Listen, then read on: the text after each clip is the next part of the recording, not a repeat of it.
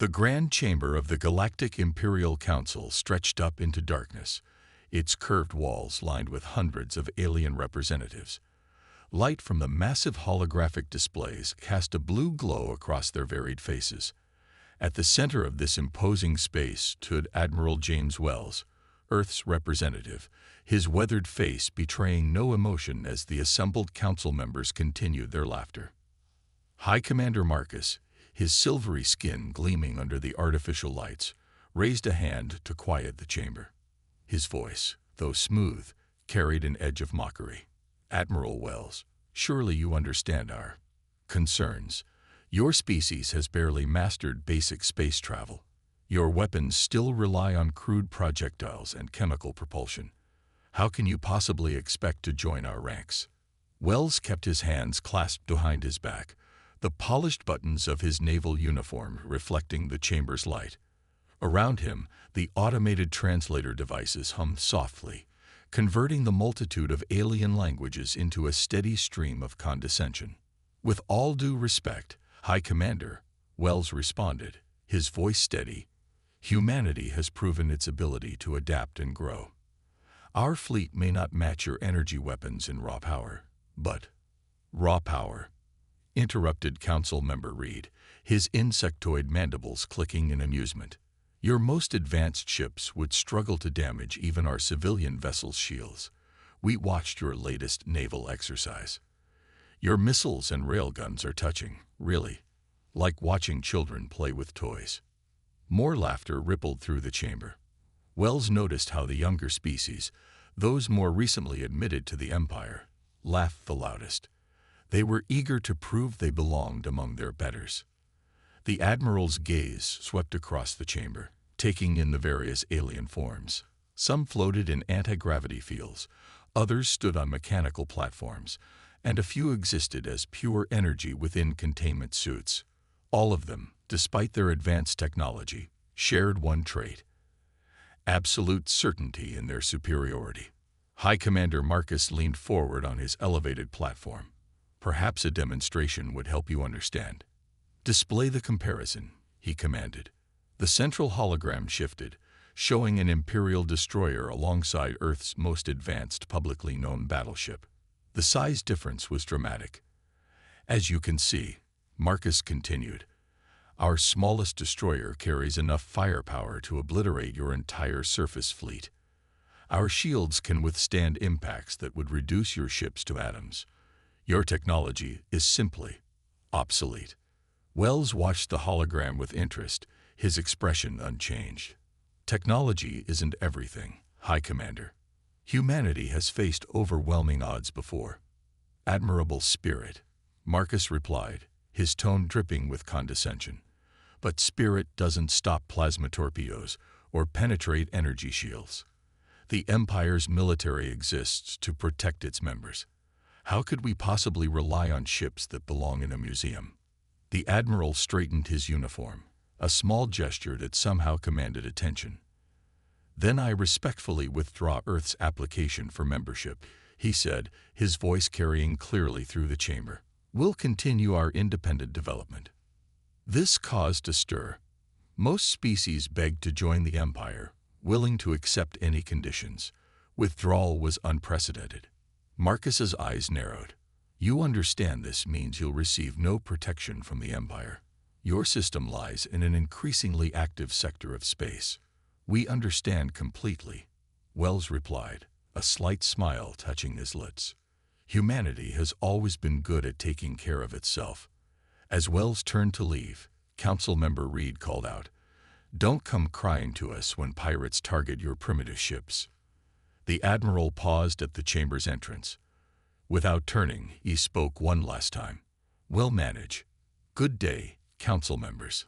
As the massive doors closed behind him, Wells pulled out his secure communicator. His fingers moved across its surface, sending a single encrypted message: "Proceed with Phase 2." The Council's laughter still echoed in the chamber, but none of them noticed the genuine confidence in Wells's slight smile. They were too busy congratulating themselves on avoiding the burden of protecting such a primitive species. None of them questioned why Earth's representative seemed so unconcerned by their rejection.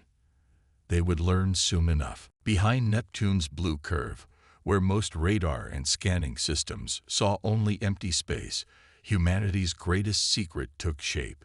The massive construction facility floated silently, its true size hidden by advanced cloaking technology. Inside, thousands of engineers and workers moved with purpose through the weightless environment, their work illuminated by the harsh glow of plasma welders. At the heart of this facility hung the HMS Thunder, humanity's first true dreadnought. Its dark hull stretched nearly 3 kilometers long, dwarfing every other ship humanity had ever built.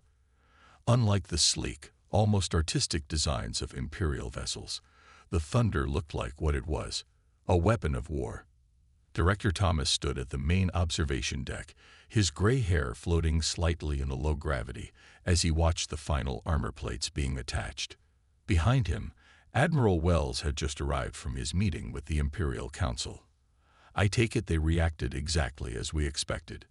Thomas asked, not turning from the window. Wells moved to stand beside him, his reflection appearing in the reinforced glass.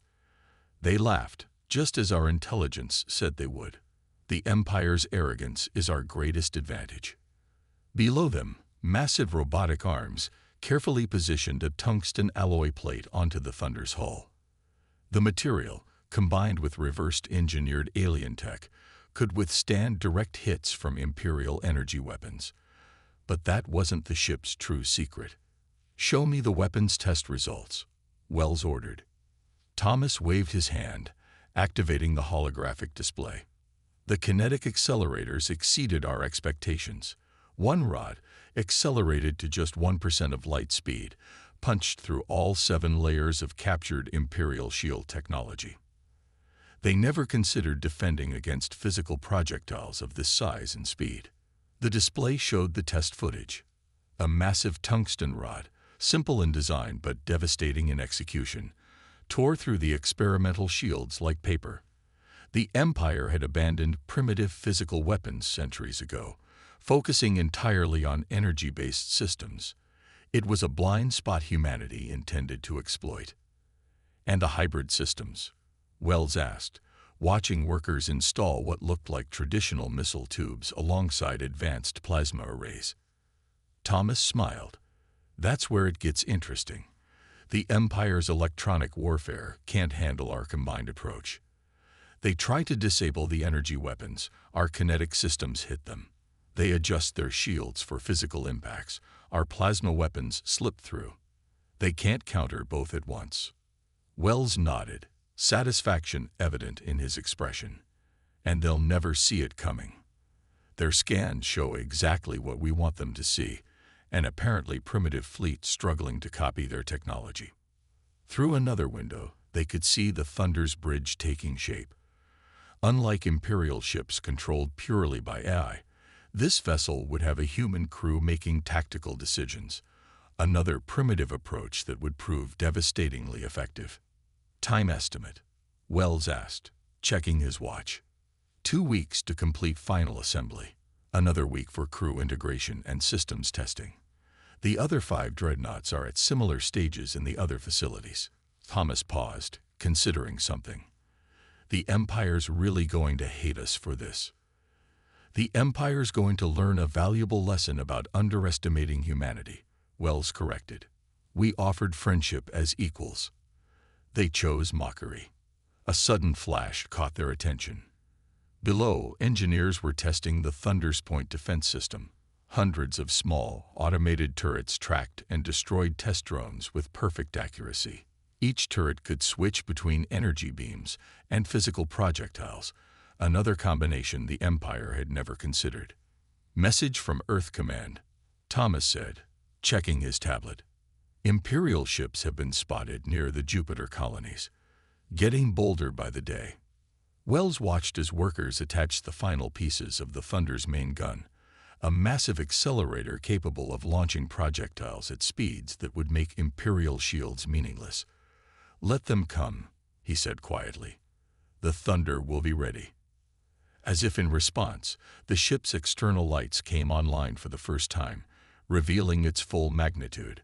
The name HMS Thunder became visible along its hull, written in both English and Galactic Standard. It was humanity's answer to imperial arrogance, a perfect blend of primitive strength and advanced technology. The Empire's mockery would end soon enough. Very soon. The Europa mining colony's warning lights flashed red as another Imperial patrol ship passed overhead. Inside the colony's control room, Commander Wilson watched the display with growing concern. It was the third routine patrol this week, each one coming closer to the colony's defense perimeter. "Send another report to Earth Command," he ordered, his voice tight with tension, "and get me the long-range scans of the Jupiter sector." The holographic display showed what he feared. 5 Imperial destroyers had moved into positions around Jupiter's moons. They weren't even trying to hide anymore. The Empire was playing a dangerous game of intimidation, testing humanity's patience and resolve. Back on Earth, in the underground military command center beneath the Pacific Ocean, Admiral Wells studied similar reports from all across the solar system. Imperial ships were everywhere now, their presence growing bolder each day. They claimed to be protecting trade routes, but their message was clear: submit or be crushed. "Status of the Thunder?"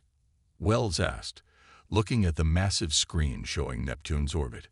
"Final system checks complete, Admiral," his aide reported. "All weapons tested at full power. Crew is aboard and ready." The other 5 dreadnoughts report similar status. Wells nodded, his expression grim. The Empire's ships continued their show of force, unaware they were being watched by more than just Earth's public defense systems. Hidden sensors, far more advanced than the Empire suspected humanity possessed, tracked their every movement. "Message from the Imperial High Command, sir," an officer called out. "They're demanding we pay protection fees for their patrols.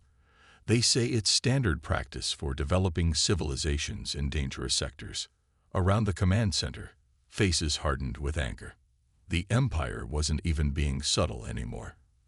First came the mockery, then the patrols, and now direct demands. They expected humanity to bow down, to accept their place as a weak, primitive species needing protection. "Send no reply," Wells ordered. "Let them think we're paralyzed with fear." A new alert flashed on the main screen. An Imperial cruiser had accidentally fired weapons near one of Mars' orbital stations, missing by what they claimed was pure chance. The message was clear: next time, they might not miss. In his private office, Wells reviewed the Thunder's final test footage. The massive Dreadnought had performed perfectly, its hybrid weapons systems proving more lethal than even the designers had hoped. The Empire's arrogance had led them to forget an ancient military truth. Sometimes the old ways mixed with new technology created the deadliest combination. "Sir," his aide interrupted, rushing in with a new report. "Imperial ships are demanding docking rights at Europa Colony. They claim they need to inspect our facilities for illegal technology." Wells stood up, walking to the window that looked out into the deep ocean. The Empire was following their usual pattern: gradual escalation until the target civilization surrendered. They'd done it dozens of times before, to dozens of species. "Send word to Commander Wilson," Wells ordered. "Tell him to let them dock. Show them our primitive mining equipment. Let them think they have us cornered. And the Thunder, sir. Move it into position behind Neptune's dark side. The moment those Imperial ships dock at Europa, I want our Dreadnought ready to move. They think they're dealing with helpless prey. Time to show them they've actually cornered a predator." Across the solar system, humanity's forces waited silently. Public channels showed panic and confusion, exactly what the Empire expected.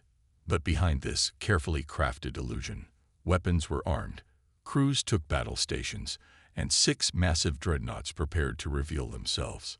In orbit around Europa, the Imperial ships moved closer, their crews probably laughing at how easily they'd intimidated these primitive humans. They had no idea they were about to learn a costly lesson about underestimating humanity. The Empire thought they were watching humanity break under pressure. Instead, they were watching a trap slowly close around them. Soon, very soon, the laughter would stop. The Imperial commander stood proudly on his flagship's bridge, watching his ships surround the Europa mining colony. 3 massive destroyers and 4 support vessels, enough firepower to subdue a small star system. His orders were simple: make an example of these primitive humans. Beginning docking procedures at the human facility, his officer reported. Their defenses are pathetic, exactly as expected. Suddenly, every sensor on the Imperial flagship screamed in alarm. A massive energy signature emerged from behind Jupiter, something far bigger than any known human ship. The Imperial commander's 4 eyes widened in shock as the HMS Thunder dropped out of hyperspace. The human Dreadnought was enormous, its dark hull blocking out the stars. While Imperial ships favored elegant curved designs, the Thunder looked like a massive warship from humanity's naval past, but scaled up to an impossible size. Gun batteries lined its sides, a mix of weapons the Empire had never seen combined before. Impossible, the commander whispered. Their technology, they couldn't have. Imperial vessels. Admiral Wells's voice boomed across all channels, transmitted from the Thunder's bridge. You are in violation of Earth's sovereign space. Withdraw immediately. The Imperial commander regained his composure, sneering at the human ship. You think one oversized vessel can challenge an Imperial battle group? Our shields can withstand any primitive weapons you possess. Wells's response was calm. That was your first mistake, assuming our weapons are primitive. The Thunder's main gun rotated, its massive barrel aligning with the Imperial flagship. Before the alien commander could respond, humanity revealed its true technological capabilities. The Dreadnought's first shot was a tungsten rod nearly the size of a small ship, accelerated to a fraction of light speed. The Imperial flagship's impenetrable shields, designed to stop energy weapons, might as well have been paper. The rod punched through them without slowing, splitting the alien ship in half. All batteries, open fire, Wells commanded. Show them what humanity's primitive weapons can do. The Thunder's hybrid weapon systems came alive. Railguns fired magnetically accelerated projectiles, while plasma cannons launched superheated bolts of energy. The Imperial ships, their defenses optimized for one type of attack, couldn't adapt to both. Impossible, the surviving Imperial captain shouted over the comm channel. Your technology, you're supposed to be primitives. You confused primitive with practical, Wells responded as another Imperial ship died under the Thunder's barrage. Humanity never abandoned physical weapons. We just made them better. The remaining Imperial ships tried to coordinate their shields, desperately adapting to the human attack. But the Thunder had been designed for exactly this moment. When they strengthened their defenses against kinetic weapons, plasma bolts tore through them. When they adjusted for energy attacks, relativistic projectiles shattered their hulls. From the colony below, Commander Wilson and his crew watched in awe as humanity's hidden strength was finally revealed. The mighty Imperial fleet, which had terrorized them for weeks, was being systematically destroyed by a single human vessel. Last chance to withdraw, Wells offered as the Thunder's point defense systems swatted Imperial fighters from space like flies. Or would you like another demonstration? The surviving Imperial ships, their proud formation shattered, didn't need to be told twice. They fled into hyperspace, leaving their wounded behind. The Empire's vaunted battle group had been reduced to scrap by a species they'd mocked as primitive. On the Thunder's bridge, Wells watched the tactical display show the last Imperial ship's retreat. Send word to Earth Command, he ordered. Phase 3 complete. The Thunder's capabilities have been demonstrated. As the massive Dreadnought moved to secure Europa's orbit, its crew couldn't help but smile. Somewhere in the Imperial capital, alarms would be sounding. Reports would be flooding in about the impossible. A primitive human ship had just destroyed their best vessels. The Empire's mockery had cost them dearly. And this was only the beginning. The Imperial response came 3 days after their defeat at Europa. This time, they weren't taking any chances. 50 warships emerged from hyperspace near Mars orbit, led by High Commander Marcus himself aboard the Empire's most powerful Dreadnought. "So the Primitives have one advanced ship," Marcus announced on all frequencies. "Let's see how your Thunder handles a real fleet." Admiral Wells stood on the Thunder's bridge, watching the Imperial Armada approach. His expression remained calm as he opened a secure channel to Earth Command. "Release Pattern Alpha," he ordered. "Show them everything." Suddenly, space itself seemed to ripple around the Imperial fleet. 5 more human dreadnoughts emerged from their hiding places, their cloaking systems deactivating to reveal vessels just as massive as the Thunder. The HMS Lightning, Storm, Tempest, Hurricane, and Cyclone took up perfect attack positions, surrounding the Imperial fleet. Marcus's confident expression faltered. 6. That's impossible. You couldn't have built these in secret. You spent so much time mocking our public fleet, Wells responded. You never bothered to look deeper. All batteries, open fire. The space around Mars erupted in chaos. All 6 human dreadnoughts unleashed their hybrid weapons simultaneously. Relativistic tungsten rods tore through Imperial shields, while plasma beams melted through hull armor. The Empire's ships, despite their advanced technology, had no defense against this combined assault. "Adjust shields," Marcus screamed as another of his ships split apart. "They're just using simple kinetic weapons. We are the Empire. We cannot lose to primitives." But the Empire had forgotten something crucial about humanity's primitive approach to war. While their ships relied entirely on energy shields and AI targeting, human vessels carried crews who could think and adapt.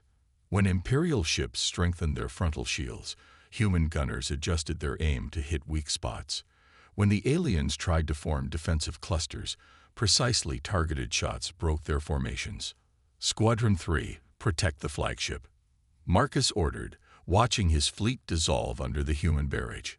His own dreadnought, 3 times the size of any other Imperial ship, turned to face the Thunder. "You should have accepted our friendship when offered," Wells said calmly as the Thunder's main gun aligned with the Imperial flagship. "Instead, you chose to mock us." The Thunder's primary weapon fired. Its tungsten rod accelerated to an impossible speed.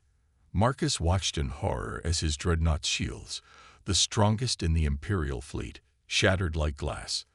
The projectile punched through his ship from bow to stern, leaving a clean hole through which atmosphere and crew vented into space.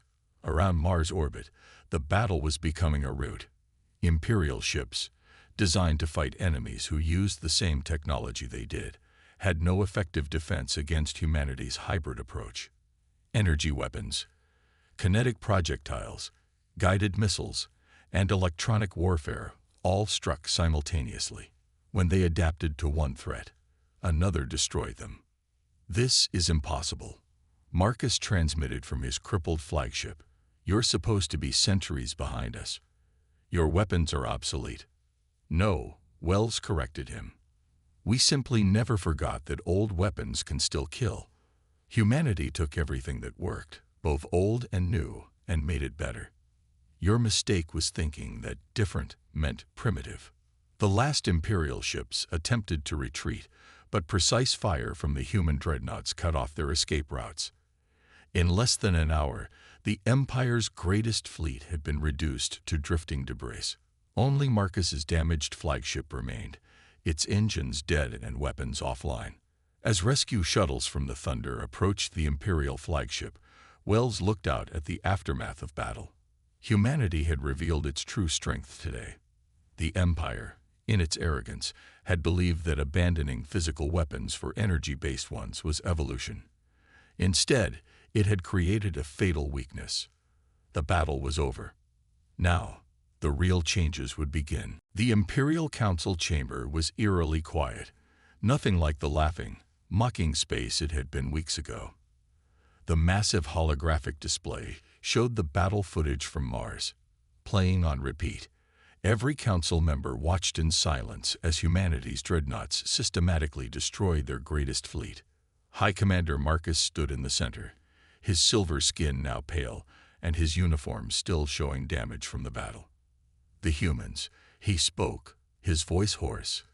They didn't just get lucky. They outthought us, outplanned us.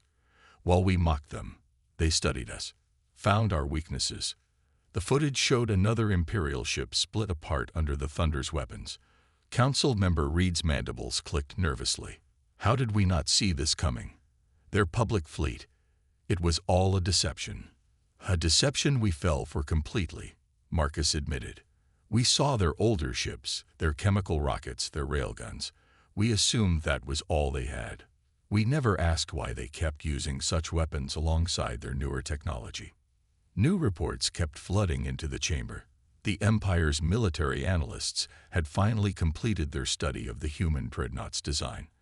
What they found shook the Empire's confidence to its core.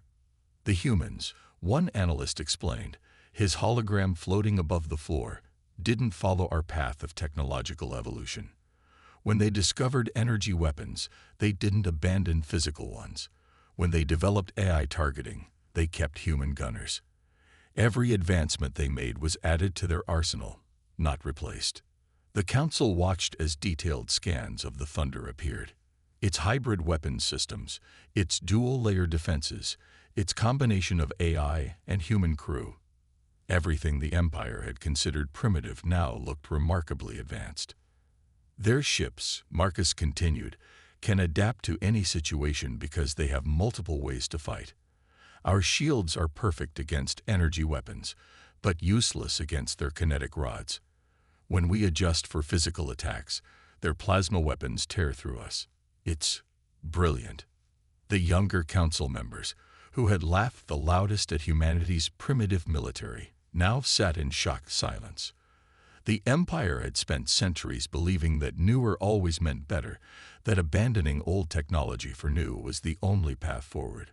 We're getting reports from across the galaxy, another aide announced. 3 more Imperial fleets were destroyed trying to attack Earth's colonies.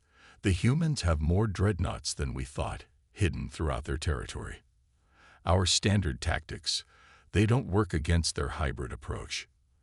In a corner of the chamber, the Empire's greatest ship designers argued quietly over the scans. They had already begun drawing up plans to copy humanity's approach, but they were centuries behind. The Empire had completely forgotten how to build effective physical weapons, focusing entirely on energy-based technology. And now, Marcus said, his voice carrying across the chamber, we face a choice. The humans have not pressed their advantage. They've only defended their territory. They're willing to talk. The council erupted in hushed discussions. The humans, despite their victory, weren't behaving like any species they'd encountered before. They weren't demanding surrender or reparations. Instead, they had sent a simple message, ready to discuss that alliance as equals. We mocked them, Council Member Reed said quietly, called them primitive, threatened their colonies. And now that they've proven their strength, they still offer friendship. Marcus nodded, looking at the footage of the Thunder's precision strikes. The human ships had disabled his flagship without destroying it, showing a level of control the Empire had thought impossible with primitive weapons. Perhaps, he suggested, it's time we learned from them, instead of mocking them. Their approach to technology, combining old and new, it's not primitive at all. It's evolution in a direction we never considered. The council chamber, once filled with laughter at humanity's expense, now hummed with a new emotion, respect. They had learned a costly lesson about underestimating humans. Now they had to hope humanity's offer of friendship was genuine. The age of mockery was over. The age of learning had begun. Admiral Wells walked into the Imperial Council chamber for the second time. But everything was different now. Where once there had been mocking laughter, now there was respectful silence. The same aliens who had ridiculed humanity's primitive technology now stood as he passed, a warrior's gesture of respect. High Commander Marcus, his ship rebuilt after the Battle of Mars, descended from his platform to meet Wells at ground level, another sign of respect the Empire rarely showed. Admiral, he said, his voice carrying through the chamber. Humanity has proven itself beyond any doubt. We are here to discuss alliance terms as equals. The massive holographic display activated, showing not mockery of Earth's fleet this time, but the combined might of human and Imperial ships conducting joint exercises near Jupiter. The Thunder and its sister ships flew alongside Imperial vessels, teaching them the value of combining old and new technologies. Humanity accepts the Empire's offer of alliance, Wells announced, his voice steady. But we have conditions. No more mockery of primitive technologies. No more forcing species to abandon their traditional methods. Innovation comes in many forms. The Council members nodded in agreement. In the weeks since the battle, Imperial shipyards had begun incorporating human designs. Physical armor now reinforced energy shields. Kinetic weapons supplemented energy beams. The Empire was learning that progress didn't always mean abandoning the past. We have much to learn from each other, Marcus admitted. Our arrogance nearly cost us everything. Now we understand that true strength comes from combining different approaches, not forcing everyone to follow the same path. The chamber's display shifted, showing footage from across the galaxy. Imperial ships now carried hybrid weapons inspired by human designs. Other species, previously pressured to abandon their traditional technologies, were being encouraged to combine them with Imperial advances. The Imperial fleet has already adapted some of our principles, Wells noted, watching the display. Your ships are stronger for it, and humanity has learned from your energy weapon expertise. Together, we're both more powerful than we were alone. A new image appeared, the Thunder and the Imperial flagship patrolling together. The two massive ships, once enemies, now complemented each other perfectly. The Empire's elegant energy weapons worked alongside humanity's devastating kinetic strikes, creating an unbeatable combination. There's something else, Marcus added, gesturing to a group of young Imperial officers. We request the human instructors teach at our military academy. Our future commanders need to understand that different doesn't mean inferior. Your victory taught us that lesson the hard way. Wells smiled, remembering the mockery in this very chamber months ago. Agreed.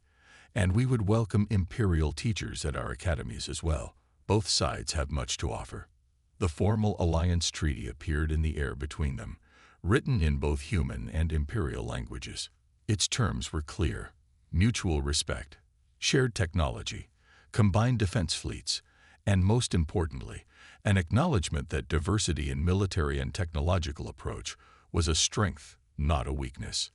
As Wells and Marcus signed the treaty, the chamber erupted in applause, genuine this time, not mocking. The Empire had learned its lesson. Humanity had proven its worth. Together, they would be stronger than either could be alone. One last thing, Wells said as the ceremony concluded.